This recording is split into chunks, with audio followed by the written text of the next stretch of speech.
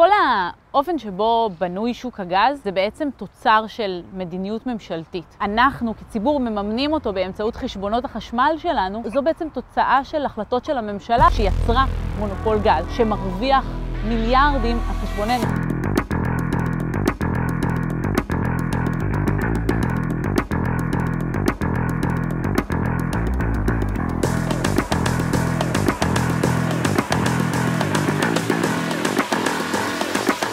בפרק הקודם הבנו שכלכלה מתבססת על אנרגיה מתחדשת הרבה יותר יציבה ובטוחה מזו הנשענת על דלקים מזהמים.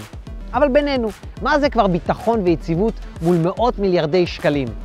אז הבטיחו לנו שכולנו נתעשר ונהפוך לנורווגיה, אבל איפה הכסף? במקום מאות מיליארדים, אנחנו רואים מיליארדים בודדים. מחירי החשמל עלו בשנה האחרונה ב-20% ויוקר המחיה ממשיך להשתולל. אז רגע, לא הבנתי. יכול להיות שהגז הוא בוננזה כלכלית רק לחברות הדלקים?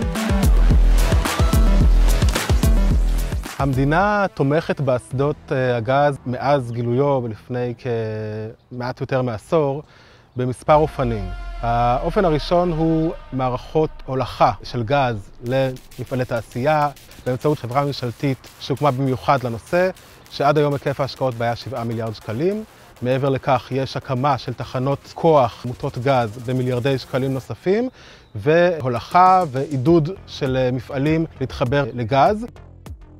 משרד להגנת הסביבה העריך ב-2018 שהעלויות החיצוניות הכרוכות בייצור חשמל מגז טבעי מגיעות לכ3 מיליארד שקלים בשנה.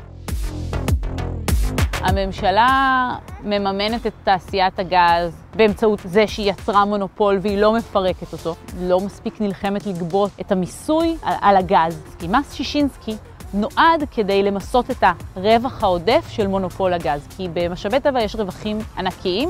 בפועל היו אמורים להיות לנו מס שישינסקי מעל 15 מיליארד שקלים. נכנס קצת יותר ממיליארד אחד. אחת הסיבות לכך היא הטבות מס. הטבות מס שנתנה הממשלה ותכנוני מס שעושות חברות הגז, שיש להן יכולת בלתי מוגבלת לתכנן מס, ולרשות המיסים אין לא את הכוח האדם ולא את האמצעים, לא את העוצמה כדי לעצור את תכנוני המס האלה. כך יוצא שהרווחים שלהם עדיין נקיים.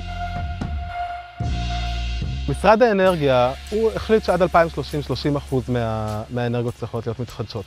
כרגע זה לא נראה שזה הולך לשם, והדבר הזה לא קורה סתם. הוא קורה בגלל נושא מאוד מאוד חשוב שנקרא קשב רגולטורי. כמה זמן בסוף הרגולטור מקדיש למתן רגולציה מקלה למערכות גז, וכספים ומשאבים גם בסופו של דבר שמופנים לגז, לעומת כמה קשב רגולטורי הרגולטור מפנה לנושא של קידום של אנרגיות מתחדשות. 20 מיליארד שקלים בעשור האחרון הלכו לגז, ורק מאות מיליוני שקלים בודדים הלכו בסופו של דבר כדי לקדם את כל מה שקשור לאנרגיה מתחדשת. אם את הקשב הרגולטורי ואת התקציבים היו שמים גם על הנושא של אנרגיה מתחדשת באותו סדר גודל שהקצו לגז לאחר שגילו אותו, יכול להיות שהיום היינו מתקרבים הרבה יותר ליעדים האלה שאנחנו היום מאוד מאוד רחוקים מהם. אנחנו היום בסיטואציה שחברות הגז, איך הן מעלות את המחיר? הן בעצם מעיפות מפה את כל הגז שהן יכולות, כי המחיר בעולם הוא גבוה, ויש להם אינטרס אין סופי לייצא. יש לנו את כל הגז שאנחנו צריכים, ועדיין אנחנו משלמים מחיר גבוה. היינו יכולים לאורך שנים אחרי מתווה הגז לשלם מחיר הרבה יותר נמוך, שיוריד לנו עוד את מחירי החשמל. זה לא קרה. ב-2030 אמורים להיות 30% מתחדשות. זה אומר ש70% מהחשמל שיוצר בישראל ייוצר מגז. אז היום לרסק את ההישג הכלכלי הזה לטובת רווחים מהירים לחברות הגז, זאת תהיה שגיאה לשנים. היא גם תשים אותנו במקום שאנחנו תלויים באחרים, וזה בוודאות יעלה לנו יותר. נכסים תקועים מתייחסים למצב הזה שבו כל העולם כבר עבר לאנרגיה מתחדשת ואינו זקוק עוד לגז, ועדיין יש מאגרים גדולים של גז ואפילו של נפט שכבר פותחו, ולמעשה כל הכסף שהוצא על הפיתוח שלהם הפך להשקעה מתה. ולכן הנושא של נכסים תקועים צריך להיות בתוך מערכת קבלת ההחלטות שלנו. יכול להיות שצריך לקבוע איזושהי נקודת זמן שבה הממשלה מפסיקה לסבסד את זה, או מייצרת איזשהו תהליך הדרגתי שמוריד את הסיכון או מפזר את הסיכונים בצורה הרבה יותר חכמה. בפרק הבא במחורים. או שאולי צריך לעשות שינוי מעמיק יותר. סקטור הבנייה אחראי על כ-30% מפליטות גזי החממה, להפחית את ההשפעה של האדם על הסביבה. בעצם אנחנו מייצרים רשת של מגוואטים שהם בבעלות הציבור. אז מי אחראי ומי אשם? אלא גם הם מסיטים את האחריות למקומות אחרים.